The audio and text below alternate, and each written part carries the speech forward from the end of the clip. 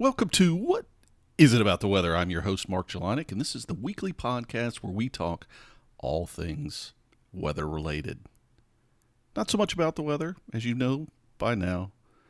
Weather forecast, you're not going to find it here. But if you're interested in the way weather intertwines into our lives every day, maybe in surprising ways or new ways you've never thought about, this is the podcast for you. Now, this week we're going to be talking about what apps for your smartphone are best for weather alerts specifically. You know, we've hit on a few of these topics before with radar apps and best weather apps, that sort of thing. But specifically this time we're going to be talking about weather alerts. But before we dive into the main topic, let me just say I hope you've had an enjoyable intertwined weather week.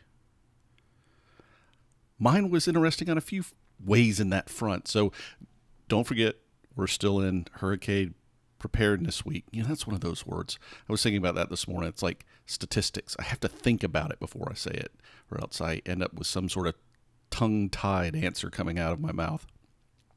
But you heard me mention it last week, and I mention it again because it's a very important thing that if you live anywhere, I don't care whether it's in the U.S. or other places around the globe, where tropical cyclones can make landfall, one of the important challenges of being aware is how diverse the risks are with that and how long lasting they can be. And we've seen this, around the globe. The inland impacts from these events can last days, and, some of the devastation can last years, but it's not something that's going to come and go. So take the time, if you live in one of these regions, to think about what you're doing and what your game plan is should a tropical cyclone come your way. Now, one of the other interesting things I had this week, I heard from a friend that I don't want to mention their name because he didn't give me permission in advance. Ooh, I just said he. So now we've at least narrowed down half the population, right?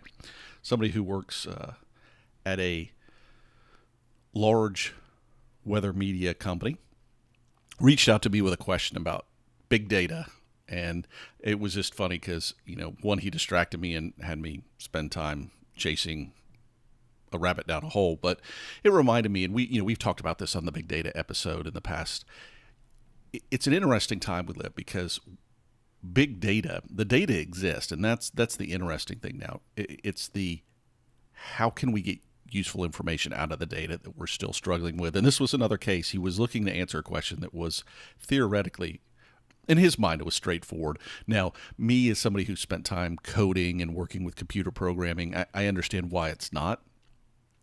But I really do have to imagine someday we're going to turn to our Amazon device or our Google device or our Apple device, whichever it is, that smart device that's just sitting in our home, and we're going to ask a simple question like he was asking, and it's going to be able to get the answer. Now, we're a long way from that with a lot of data, but some components of data were already there. So that was just one of those kind of interesting sidetracks I got onto this week.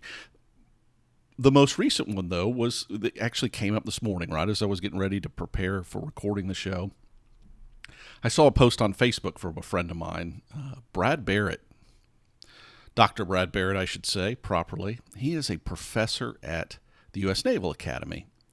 And I met Brad years ago in Chile when he was working in a postdoc position down in Santiago, Chile, with the department there that I've done work with as well. And I think I've mentioned on a past podcast, I can't remember 100%. It really doesn't matter. In any case, one of the interesting things about Brad is you couldn't meet a nicer guy. Brad's just a great guy, very bright and intelligent guy.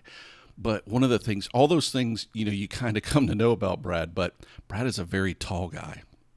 And I was looking for some post. I've seen some posts where he posted before about how tall he is, and I can't remember exactly. It's somewhere in that 6'4" to 6'6" range, if I'm remembering correctly. Sorry, Brad, if I got that wrong. But one of the funny things he posts on Facebook from time to time is his leg shots when he's on planes and how little leg room he ends up with on different flights. But the interesting thing, and the intertwined weather piece this week, not only is he a professor at the U.S. Naval Academy, but once a year he does the storm chasing trips where he takes a group of, and I believe most of the time they're students of his, but this year they're kicking off, and if you do at USNA for U.S. Naval Academy Swift, SWIFT, and I know that's an acronym for something else. And guys, I'm sorry if I'm not remembering that right off the top of my head, but do look for that. They post pictures of their chase in Facebook. In the past, they've used Twitter. I don't think they've used that as much the past couple of years, but they've also updated a website with profiles on who's going with them this year. It's a mix of, I think, 4 guys, 4 girls. But they posted a picture this morning, and one of the things I laughed at is while there are a couple of guys, they're almost as tall as Brad. Brad's still the tallest guy in the room. And again, some of the pictures in Chile, for those that have never spent any time in Chile, you don't really appreciate that the ceilings generally are lower there. And I can remember even the staircase I had in a house I lived in that Brad would have had a hard time with it because I'm not a tall guy, and I was almost scraping my head on the roof. And so I can just think of all these times where, even in the U.S., where Brad has to kind of duck in to places. But follow their trip, and hopefully they'll have some, as I told him, some enjoyable but safe storm chasing. In any case, good luck, Brad, and the team with USNA Swift 2017. All right, let's jump into the main story this week. What app is best for weather alerts?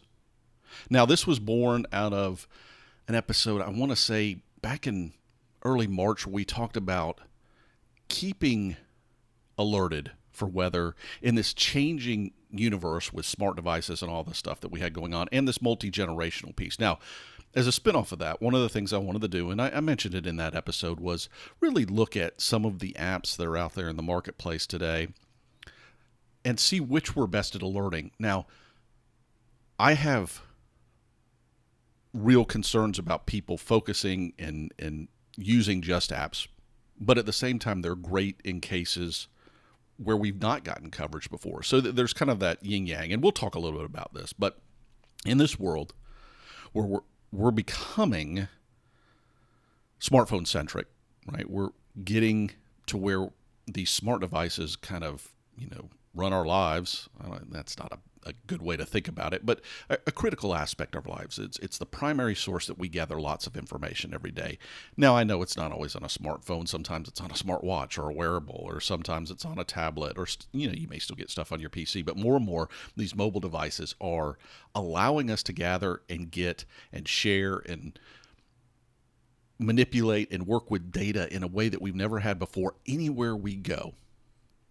So it's logical to think, how can I leverage that to make sure that when a weather event goes down, a serious weather event, not run-of-the-mill stuff, not checking the forecast, not wondering what's going on, maybe somewhere around the globe, when something serious is going on, what apps can I depend on to make sure that I get the alerts that I need? Now, there's some inherent issues with this, and these are things to always think about when you're picking an app or when you're changing apps that maybe you've used. And there's some very fundamental things that are very different about working with apps in the smartphone space that we never had to think about with things like a weather radio or a television station keeping you informed, or a radio station, whatever it might be, however you kept informed before. And these are just very simple things on the device itself. It can be as simple as the operating system on the device going through an update. And it doesn't have to even be a major version update. It can be a small update. Or it can be the app going through an update itself. And these things can trigger potential problems with any of these apps that we use. And that's important to keep in mind.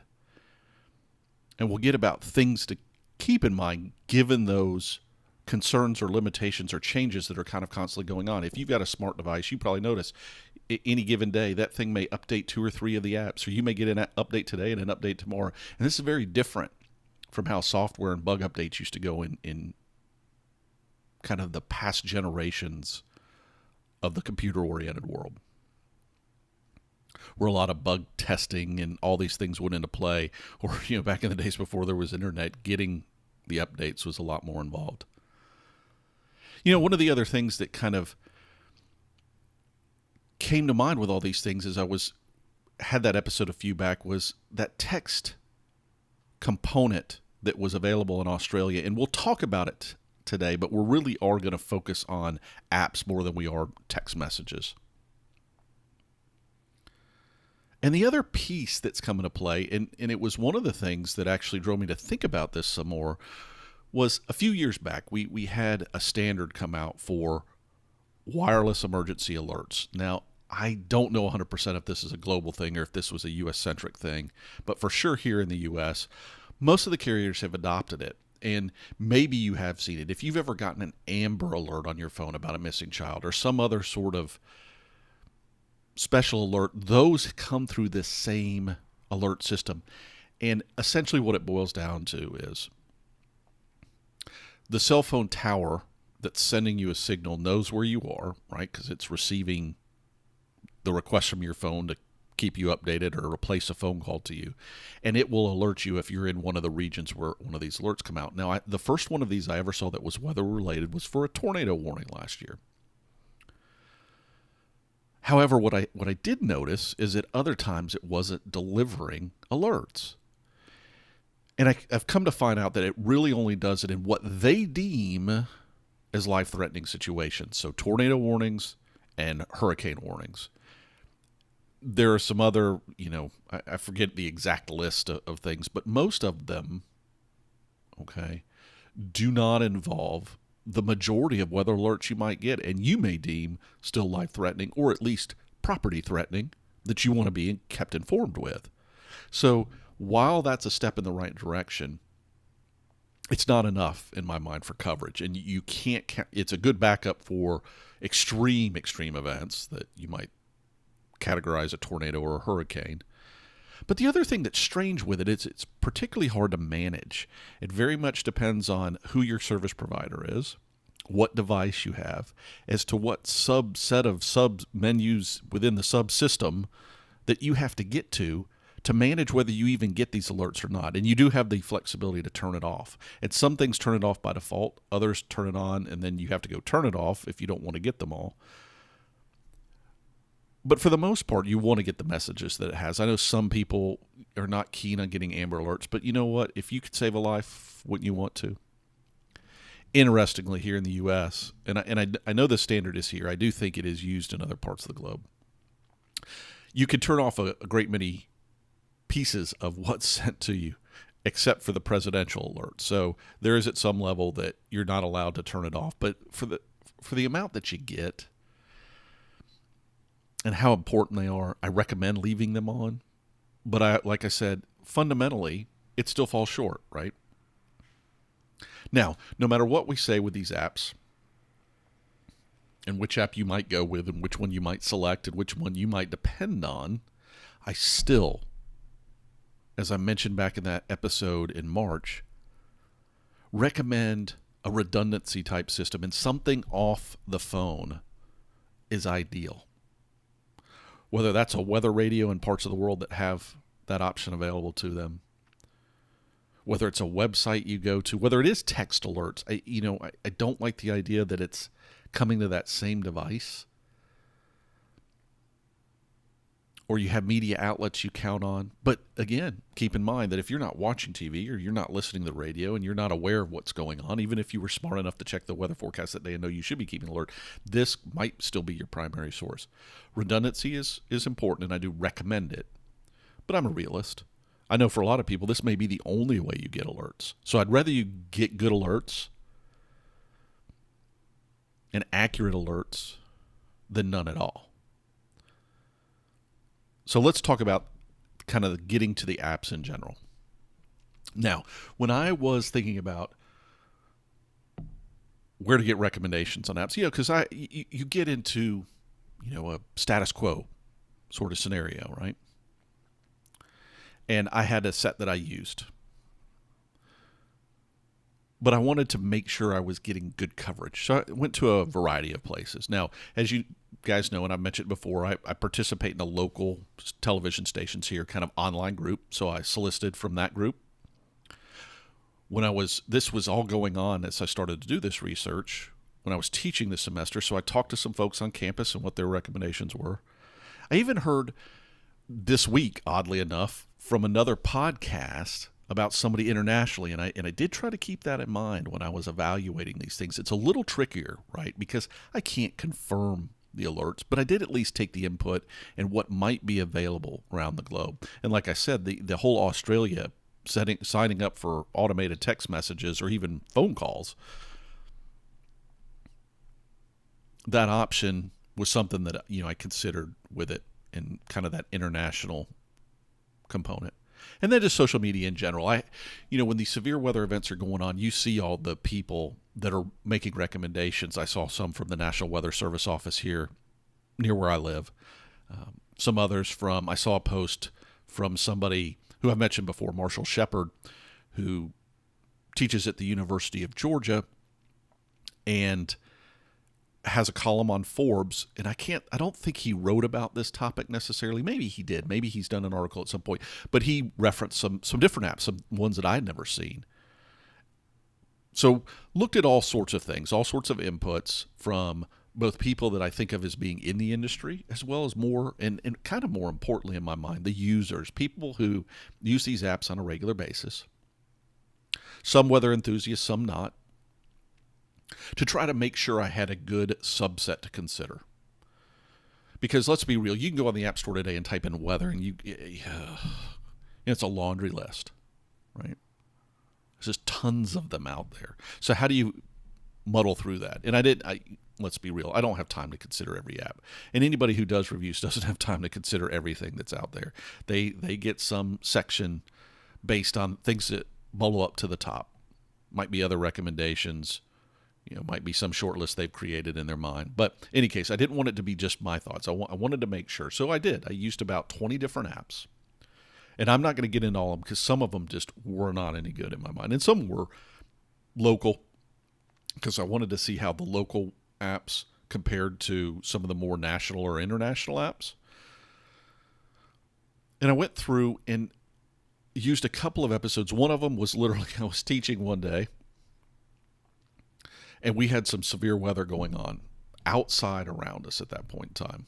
And so I even brought this into the classroom. And we all took our mobile devices out because, it's a group of people that are likely to have a bunch of apps. And we set it out there, and we incorporated it into that day because literally it was severe weather going on. And so alerts were going off on our phones, and we were like, okay, this one's first, that one's first. But in the end of all that, there were 3 apps that stood out in terms of consistent delivery and timely delivery of those alerts. And I think I may have mentioned this before. Sometimes I get alerts for some programs. It's like the next day. I'm like, seriously? Now, this gets into that very fundamental problem about app updates, OS updates, the last time you rebooted your phone. All these things can come into play. However, if an app is inconsistent due to any of those things, it's a worry. And 2 of these apps, actually all 3 of them were ones I've used before, okay? But I hadn't necessarily used them for warnings. So each of them were ones I had experience with them as an app, although only one of them was one that I had used for alerts. So it is important to keep in mind that your results may vary. I just know that between myself and others, as we watched that day, that had some other apps installed and maybe installed these for the first times or maybe had these already installed on their device, these were the consistent best performers. The first was the FEMA app. Now, this is, going to be U.S.-centric, clearly. And it's not even a weather app, right? It's an emergency kind of alert app, informational app. It's very basic, very simplistic in its design. But hands down, the FEMA app has given me the best alerts weather-wise up to this point. And it did the same for other people, some that had already had the app. And again, there was a local version. I live in a state here in the United States called Georgia, as you probably know, and GMA has their own app. It was a good app, but it wasn't as fast.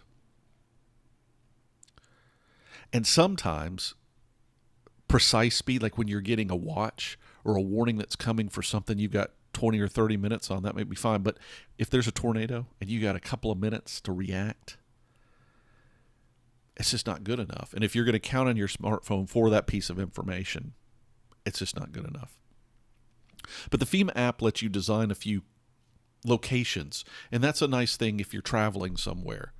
Now, what I found its downside is it wasn't necessarily geolocating you. You did need to tell it where you were. But if you were going on a trip and wanted to add a location, you could easily do that. However, if you're on a trip and you're going along, it may not be as useful from that standpoint. But hands down, time and time again, it's given me the most timely information of any of the apps. And it's not even a weather app, right? It's not designed to be your go-to weather app. And that's maybe some ways why it's better in this component, because it's not cluttered with other things that it's trying to do.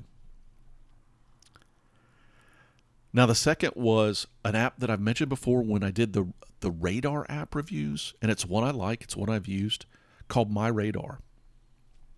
And it does no alerts.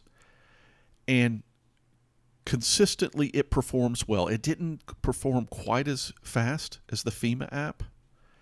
But one of the things I do like about the app is I do use it for other things. Now, My Radar's a little different. It's geared towards big picture views in a lot of ways, and I actually like that, being somebody who's worked with tropical cyclones and hurricanes. A lot of times I like to think it a bigger picture.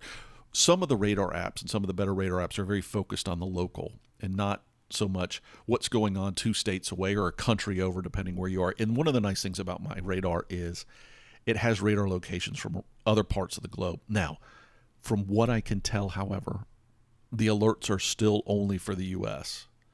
But if you're in the U.S. and you like just weather components in general, not so much the forecast, but maybe just looking at what's going on with the radar, this is an app for you. And around the globe, it may still be useful. And maybe at some point they'll add some of the other alert systems, because there are alert systems, whether it's in Canada, whether Europe has a unified alert system, and other countries I know do too.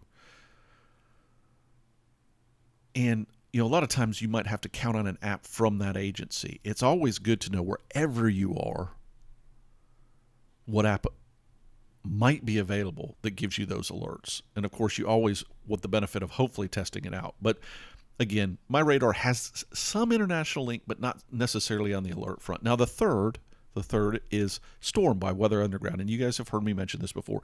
Storm is one of those apps for me, and still on a newer phone, fast phone, I find it to be a bit slow in its overall functionality. I think probably because it's trying to do so much. But it's a pretty thorough app. It doesn't give me everything I want. And when I did the review of weather apps, you heard me mention this app, and it's close on that front. But from an alert standpoint, it was also a consistent performer. Again, FEMA stood out ahead of the other two. And yeah, I don't know. It could be because they've got some sort of special relationship with the government here that it does that. I don't know. I don't know if they're getting the same feed or some sort of priority feed, given who they are. But these other two were definitely strong performers. Now, one of the things I really do like about Storm for the international audience is in Europe and in Canada, for sure those two, they also have the alert system tied in. Now, haven't tested it, and I recommend that you do. And actually, I'd be interested to hear feedback from anybody who's ever used it and used that feature. Because the Europeans have a website that they use, and I'm sure there's a lot of apps. Even here in the U.S., there are companies that's what they do. They focus on the app, not so much the app piece, but on the alert piece. But in terms of the apps, these were hands down the best 3. There were others that were good, right?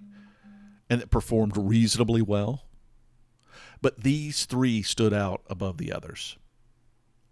So whether you're looking for something here in the U.S. or around the globe, hopefully one of these 3, and maybe it's worth, like I said, trying. Don't count on any one of them. Try a couple of them. And I'll put the links in the show notes so that you can look them up and find them. And as far as I know, they're available on the 2 primary platforms, both iOS and Android. So hopefully you can get them loaded on your thing. Now, one of the things I didn't talk about today was this text messaging option that I was interested about in Australia. There are, for instance, services here in the U.S., but most of the companies usually work with local emergency management. So like if you live in a community where they use the service, you can get it. And in some locations, it's just not readily available. It's not like the system in Australia where you kind of sign up through the government for this program, and it takes care of it. We don't have that luxury here. But if you do have that option in your local community, look into it. There's also, even the National Weather Service has a list of providers that do that sort of thing, that send text messages. And I did test the text message thing. It seems to work well. It's not as useful for me because the alerts with apps, this is one of the things I like about apps, is they have a little more control about what that looks like in your notification bar or on your screen when you get the alert. Versus the text message, so often you have to get in, you actually have to open the phone, get to the app or get to your messages thing to read the fullness of the message. And hopefully they've done it in such a way that starts with tornado warning or severe thunderstorm warning and then gets into the details. But I didn't find that to always be the case, which is an interesting thing. It's kind of like in your notification bar, it tells you got a notification from XYZ, and by the time you run out of digits, right, to tell you what it is, it really matter, right? That's a big piece of the equation. So I still think it's worthwhile having that. It's one of the nice things about messaging is because of the protocol that's used is so generic and so old, which is part of the problem about why maybe the notification screen stuff doesn't work as well. But despite that, it's more robust. It's kind of tested. So it might be something to, again, add into that backup or that multi-pronged approach. Still, the fail is if your phone's not working or whatever, then none of these things are going to be worthwhile. Now, with all these things, no matter which app you choose or the text messages or whatever it is, things to keep in mind. I mentioned having more than one app. I still recommend that. Right? Find at least two that consistently get, whether it's the two of the three I mentioned, or like I said, if you have a local television station and their app works well, use it. Nothing wrong with that. Take advantage of that. Or if you have one that for some reason works well on your phone or your operating system, just make sure that it consistently works. And the tricky thing is, right, how do you test it with things that aren't as important? And one of the things I recommend is if you live in an area with severe weather, the warning is not the first thing you get. So make sure that the notifications are such that you can get things like a watch, right? Something that might be happening. And that's kind of your indication of how well it worked. Feel free to do your own test. I mean, again, there was stuff that was put out by the Red Cross, even kind of like FEMA, that wasn't necessarily a weather app. They just didn't work as well for me. Not saying they weren't good, but from a timely standpoint, they weren't up there in that top tier like these three were. But the other thing to keep in mind with all this is one of the interesting apps that I saw that was recommended, and I was even looking at some stuff the other day, somebody had a patent on something they had done with it. So, somebody clearly spent some time. But the app didn't perform well. And then I go to look in the App Store, and the app hasn't been updated in 2 or 3 years. Now, in app world, that's not frequent enough. Communication channels change. OSs change. And if you're not keeping up with that stuff as an app developer, then for this kind of thing, you're in real danger. So do look for apps that have frequent updates that are kept up to date. And make sure, since the last time you've used it in an important situation, that it's received an update. And if not, go and look at the reviews and make sure that they're keeping it up. Like I said, I was surprised how long it had been, because this had been an app that was one of the budding stars a few years ago and has just kind of fallen off. And those things happen. And it happens with apps all the time, including gobs of weather apps, right? And I don't care as much about, if you're just getting a swag at the temperature for the day. But when you're counting on it to save your life and your property and those around you that you care about, it does matter. So keep those things in mind. All right, time to wrap it up. I ran longer on this one than I thought I was going to. Any case, in case you're interested, no, I still haven't found my perfect weather app. And yes, I still design it in my head constantly. So even in looking at all these things and all these updates and everything I looked at, there's not a perfect weather app. There are lots of good sub-weather apps. There's lots of things that get most of the way there. I mentioned that storm app that I think is pretty good, but none of them do everything I want to do. Maybe someday there'll be a Mark app. Mark's Weather. What is it about the weather app? No, I don't have time for that, no matter how good and wonderful my ideas are.